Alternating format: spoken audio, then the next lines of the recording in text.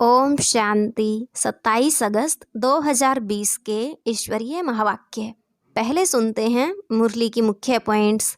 बाबा ने कहा, कोई कोई बच्चे किसी भी बात में रूठ पड़ते हैं, फिर पढ़ाई को ही छोड़ देते हैं। यह भी भूल जाते हैं कि हमको भगवान पढ़ाते हैं। समझना चाहिए, हम नहीं पढ़ेंगे तो अपना ही नुकसान करेंगे। मुरली तो ज़रूर सुननी चाहिए, इसमें कोई बहाना मत दो। यह पुरानी दुनिया अब खत्म होनी है, हमको जाना है घर, बस यही तात लगी रहे। बाप पुजारी से पूज्य बनाते हैं, सो भी 21 जन्मों के लिए, तो इसके लिए पुरुषार्थ करना चाहिए। याद का चार्ट तो रोज़ लिखना है, इसमें थकना नहीं चाहिए। मैं आत्मा हूँ, बाबा का बच्चा हूँ, ऐसे सहज रीति बाप को याद करते रहो। बीमारी में भी याद कर सकते हो। धंधे में कोई ग्राहक नहीं है तो भी याद में बैठ जाओ। बांधेलियों प्रति बाबा ने कहा, तुम वहाँ बैठे भी याद करती रहो तो 10-20 वर्ष वालों से भी उच्च पद पा सकती हो। कुछ ऐसे भी होते जो यहाँ पवित्रता की प्रतिज्ञा करते और घर जाकर विकारों में गिरते हैं, तो बाबा कहते, ऐसे कच्चे कच्चे को यहाँ मत ले आओ। अगर कोई ब्राह्मणी ले आती है तो उनके ऊपर भी दंड पड़ जाता है। फिर कहा, बच्चे, यह ईश्वरीय यज्ञ है, जो चाहे सो लो, लेकिन यहाँ लेंगे तो वहाँ कम हो जाएगा। और लास्ट में बाबा ने कहा, तुम्हें अधमों का भी उद्धार करना है, अर्थात वैश्याओं का भी उद्धार करना है। इसके लिए बहादुरी चाहिए। बाबा को सर्विस में बड़े फुर्त बच्चे चाहिए, जिनको सर्विस का उमंग हो। सर्विसेबल लाडले बच्चों को बाप नैनों पर बिठा कर ले जाते हैं। अब सुनते हैं मुरली को विस्तार से। आज बाबा ने कहा, मीठे बच्चे, बाप आए हैं इस वैश्यालय को शिवालय बनाने। तुम्हारा कर्तव्य है वैश्याओं को भी ईश्वरीय संदेश दे, उनका भी कल्याण करना। प्रश्न, कौन से बच्चे अपना बहुत बड़ा नुकसान करते हैं? उत्तर, जो किसी भी कारण से मुरली मिस करते हैं, वह अपना बहुत बड़ा नुकसान करते हैं। कई बच्चे तो आपस में रूठ जाने के कारण क्लास में ही नहीं आते, कोई ना कोई बहाना बनाकर घर में ही सो जाते हैं। इससे वे अपना ही नुकसान करते हैं, क्योंकि बाबा तो रोज़ कोई ना कोई नई युक्तियाँ बताते रहते हैं। सुनेंगे ही नहीं तो अमल में कैसे लाएंगे? ओम शांति। मीठे मीठे रूहानी बच्चे यह तो जानते हैं कि अभी हम विश्व के मालिक बनने के लिए पुरुषार्थ कर रहे हैं। भल माया भी भुला देती है, कोई कोई को तो सारा दिन भुला देती है, कभी याद ही नहीं करते। जो खुशी भी हो, हमको भगवान पढ़ाते हैं, यह भी भूल जाते हैं। भूल जाने के कारण फिर कोई सर्विस नहीं कर सकते। रात को बाबा ने समझाया, अधम ते अधम जो वैश्याएं हैं उनकी सर्विस करनी चाहिए। वैश्याओं के लिए तुम ऐलान करो कि तुम बाप के इस ज्ञान को धारण करने से स्वर्ग के विश्व की महारानी बन सकती हो। साहूकार लोग नहीं बन सकते। जो जानते हैं, पढ़े लिखे हैं, वह प्रबंध करेंगे। उन्हों को ज्ञान देने का तो बेचारी बहुत खुश होंगी, क्योंकि वह भी अबलाएं हैं। उनको तुम समझा सकते हो। युक्तियाँ तो बहुत ही बाप समझाते रहते हैं। बोलो, तुम ही ऊंच ते ऊंच, नीच ते नीच बनी हो। तुम्हारे नाम से ही भारत वैश्यालय बना है। फिर तुम शिवालय में जा सकती हो, यह पुरुषार्थ करने से। तुम अभी पैसे के लिए कितना गंदा काम करती हो, अब यह छोड़ो। ऐसा समझाने से वह बहुत खुश होंगी। तुमको कोई रोक नहीं सकते। यह तो अच्छी बात है ना। गरीबों का है ही भगवान। पैसे के कारण बहुत गंदा काम करती हैं। उन्हों का जैसे धंधा चलता है। अभी बच्चे कहते हैं, हम युक्तियाँ निकालेंगे, सर्विस वृद्धि को कैसे पाए। कोई बच्चे कोई ना कोई बात में रूठ भी पड़ते हैं, पढ़ाई भी छोड़ देते हैं। यह नहीं समझते कि हम नहीं पढ़ेंगे तो अपना ही नुकसान करेंगे। रूठ कर बैठ जाते हैं, फलानी ने यह कहा, ऐसे कहा, इसलिए आते नहीं। हफ्ते में एक बार मुश्किल आते हैं। बाबा तो मुरलियों में कभी क्या राय देते रहते हैं। मुरली सुनना तो चाहिए ना, क्लास में जब आएंगे तो सुनेंगे। ऐसे बहुत हैं, कारणे अकारणे बहाना बनाए सो जाएंगे। अच्छा आज नहीं जाते हैं। अरे बाबा ऐसी अच्छी अच्छी पॉइंट्स सुनाते हैं, सर्विस करेंगे तो ऊंच पद भी पाएंगे। यह तो है पढ़ाई। बनारस हिंदू यूनिवर्सिटी आदि में शास्त्र बहुत पढ़ते हैं। दूसरा कोई धंधा नहीं होगा तो बस शास्त्र कंठ कर सत्संग शुरू कर देते हैं। उनमें उद्देश्य आदि तो कुछ है नहीं। इस पढ़ाई से तो सबका बेड़ा पार होता है। तो तुम बच्चों को ऐसे ऐसे अधम की सर्विस करनी है। साहूकार लोग जब देखेंगे यहाँ ऐसे ऐसे आते हैं तो उनके आने की दिल नहीं होगी। देह अभिमान है ना, उनको लज्जा आएगी। अच्छा तो उनका एक अलग स्कूल खोल लो। वह पढ़ाई तो है पाई पैसे की, शरीर निर्वाह अर्थ। यह तो है 21 जन्मों के लिए, कितनों का कल्याण हो जाएगा।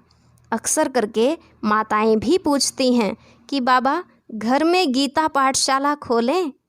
उन्हों को ईश्वरीय सेवा का शौक रहता है। पुरुष लोग तो इधर उधर क्लब आदि में घूमते रहते हैं।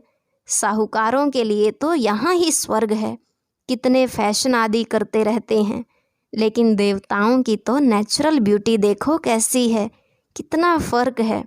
वैसे यहाँ तुमको सच सुनाया जाता है तो कितने थोड़े आते हैं, सो भी गरीब उस तरफ झट चले जाते हैं। वहाँ भी श्रृंगार आदि करके जाते हैं। गुरु लोग सगाई भी कराते हैं।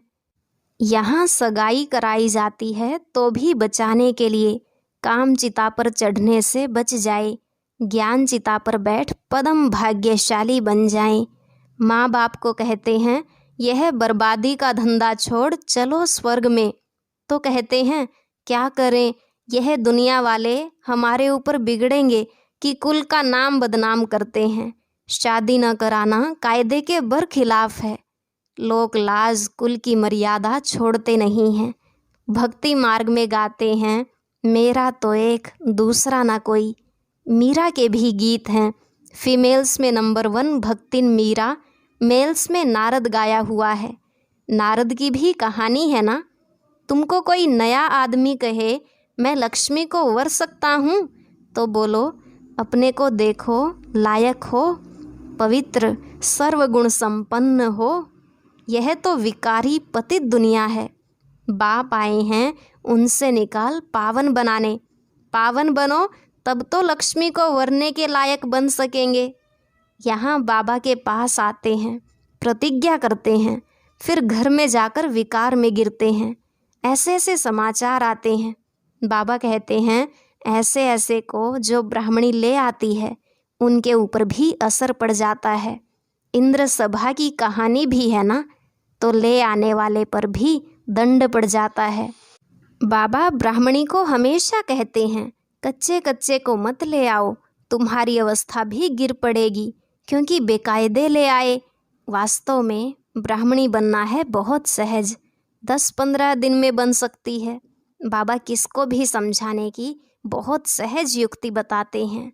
तुम भारतवासी आदि सनातन देवी देवता धर्म के थे, स्वर्गवासी थे, अब नरकवासी हो। फिर स्वर्गवासी बनना है तो यह विकार छोड़ो, सिर्फ बाप को याद करो तो विकर्म विनाश हो जाएं। कितना सहज है, परंतु कोई बिल्कुल समझते नहीं हैं। खुद ही नहीं समझते तो औरों को क्या समझाएंगे। वानप्रस्थ अवस्था में भी मोह की रग जाती रहती है। आजकल वानप्रस्थ अवस्था में इतने नहीं जाते हैं, तमोप्रधान है ना, यहाँ ही फंसे रहते हैं। आगे वानप्रस्थियों के बड़े बड़े आश्रम थे, आजकल इतने नहीं हैं। 80-90 वर्ष के हो जाते हैं तो भी घर को नहीं छोड़ते। समझते ही नहीं कि वाणी से परे जाना है, अब ईश्वर को याद करना है। भगवान कौन है यह सब नहीं जानते। सर्वव्यापी कह देते तो याद किसको करें। यह भी नहीं समझते कि हम पुजारी हैं, बाप तो तुमको पुजारी से पूज्य बनाते हैं, सो भी 21 जन्म के लिए। इसके लिए पुरुषार्थ तो करना पड़ेगा। बाबा ने समझाया है, यह पुरानी दुनिया तो खत्म होनी है, अभी हमको जाना है घर, बस यही तात रहे। वहाँ क्रिमिनल बात होती ही नहीं। बाप आकर उस पवित्र दुनिया के लिए तैयारी कराते हैं। सर्विसेबल लाडले बच्चों को तो नैनों पर बिठा कर ले जाते हैं। तो अधमों का उद्धार करने के लिए बहादुरी चाहिए। उस गवर्नमेंट में तो बड़े बड़े झुंड होते हैं, टिप-टॉप हो जाते हैं पढ़े लिखे। यहाँ तो कई गरीब साधारण हैं, उनको बाप बैठ इतना ऊंचे उठाते हैं। चलन भी बड़ी रॉयल चाहिए। भगवान पढ़ाते हैं। उस पढ़ाई में कोई बहुत बड़ा इम्तिहान पास करते हैं तो कितना टिप-टॉप हो जाते हैं। यहाँ तो बाप गरीब निवाज हैं, गरीब ही कुछ न कुछ भेज देते हैं। 1-2 रुपये का भी मनी ऑर्डर भेज देते हैं। बाप कहते हैं, तुम तो महान भाग्यशाली हो, रिटर्न में बहुत मिल जाता है। यह भी कोई नई बात नहीं, साक्षी हो ड्रामा देखते हैं। बाप कहते हैं, बच्चे अच्छी रीति पढ़ो, यह ईश्वरीय यज्ञ है, जो चाहे सो लो, लेकिन यहाँ लेंगे तो वहाँ कम हो जाएगा। स्वर्ग में तो सब कुछ मिलना है। बाबा को तो सर्विस में बड़े फुर्त बच्चे चाहिए, सुदेश जैसी, मोहिनी जैसी, जिनको सर्विस का उमंग हो। तुम्हारा नाम बहुत बाला हो जाएगा, फिर तुमको बहुत मान देंगे। बाबा सब डायरेक्शन देते रहते हैं। बाबा तो कहते हैं, यहाँ बच्चों को जितना समय मिले याद में रहो। इम्तिहान के दिन नज़दीक होते हैं तो एकांत में जाकर पढ़ते हैं। प्राइवेट टीचर भी रखते हैं। हमारे पास टीचर तो बहुत हैं, सिर्फ पढ़ने का शौक़ चाहिए। बाप तो बहुत सहज समझाते हैं, सिर्फ अपने को आत्मा निश्चय करो। यह शरीर तो विनाशी है, तुम आत्मा अविनाशी हो। यह ज्ञान एक ही बार मिलता है, फिर सतयुग से लेकर कलयुग अंत तक किसको मिलता ही नहीं, तुमको ही मिलता है। हम आत्मा हैं, यह तो पक्का निश्चय कर लो। बाप से हमको वर्षा मिलता है, बाप की याद से ही विकर्म विनाश होंगे। बस यह अंदर रटते रहें तो भी बहुत कल्याण हो सकता है, परंतु चार्ट रखते ही नहीं, लिखते लिखते फिर थक जाते हैं। बाबा बहुत सहज कर बतलाते हैं, हम आत्मा सतो प्रधान थी, अब तमो प्रधान बनी हूँ। अब बाप कहते हैं, मुझे याद करो तो सतो प्रधान बन जाएंगे। कितना सहज है, फिर भी भूल जाते हैं। जितना समय बैठो अपने को आत्मा समझो। मैं आत्मा बाबा का बच्चा हूँ। बाप को याद करने से स्वर्ग की बादशाही मिलेगी। बाप को याद करने से आधा कल्प के पाप भस्म हो जाएंगे। कितना सहज युक्ति बतलाते हैं। सब बच्चे सुन रहे हैं। यह बाबा खुद भी प्रैक्टिस करते हैं, तब तो सिखाते हैं ना। मैं बाबा का रथ हूँ, बाबा मुझे खिलाते हैं। तुम बच्चे भी ऐसे समझो। शिव बाबा को याद करते रहो तो कितना फ़ायदा हो जाए, परंतु भूल जाते हैं। बहुत सहज है, धंधे में कोई ग्राहक नहीं है तो याद में बैठ जाओ। मैं आत्मा हूँ, बाबा को याद करना है। बीमारी में भी याद कर सकते हो। बांधेली हो तो वहाँ बैठ तुम याद करती रहो, तो 10-20 वर्ष वालों से भी उच्च पद पा सकती हो। अच्छा, मीठे मीठे सिकिलदे बच्चों प्रति माता पिता बाप दादा का याद प्यार और गुड मॉर्निंग। रूहानी बाप की रूहानी बच्चों को नमस्ते। रूहानी बच्चों की रूहानी बाप दादा को नमस्ते नमस्ते, गुड मॉर्निंग। शुक्रिया बाबा, शुक्रिया। धारणा के लिए मुख्य सार। पहला पॉइंट, सर्विस में बहुत बहुत फुर्त बनना है। जितना समय मिले एकांत में बैठ बाप को याद करना है। पढ़ाई का शौक़ रखना है, पढ़ाई से रूठना नहीं है। दूसरा, अपनी चलन बहुत बहुत रॉयल रखनी है। बस अब घर जाना है, पुरानी दुनिया ख़त्म होनी है, इसलिए मोह की रगें तोड़ देनी है। वानप्रस्थ, अर्थात वाणी से परे अवस्था में रहने का अभ्यास करना है। अधमों का भी उद्धार करने की सेवा करनी है। आज का वरदान, ब्रह्मा बाप समान महात्याग से महान भाग्य बनाने वाले नंबर 1 फरिश्ता सो विश्व महाराजन भव। ब्रह्मा बाप समान महात्याग से महान भाग्य बनाने वाले नंबर 1 फरिश्ता सो विश्व महाराजन भव।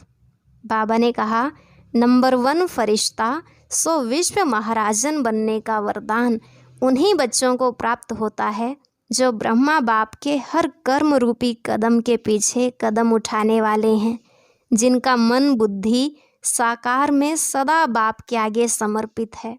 जैसे ब्रह्मा बाप ने इसी महात्याग से महान भाग्य प्राप्त किया, अर्थात नंबर 1 संपूर्ण फरिश्ता और नंबर 1 विश्व महाराजन बने, ऐसे फॉलो फादर करने वाले बच्चे भी महान त्यागी व सर्वस्व त्यागी होंगे।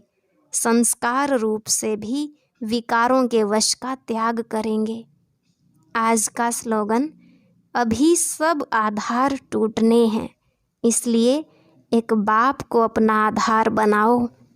अभी सब आधार टूटने हैं, इसलिए एक बाप को अपना आधार बनाओ। ओम शांति।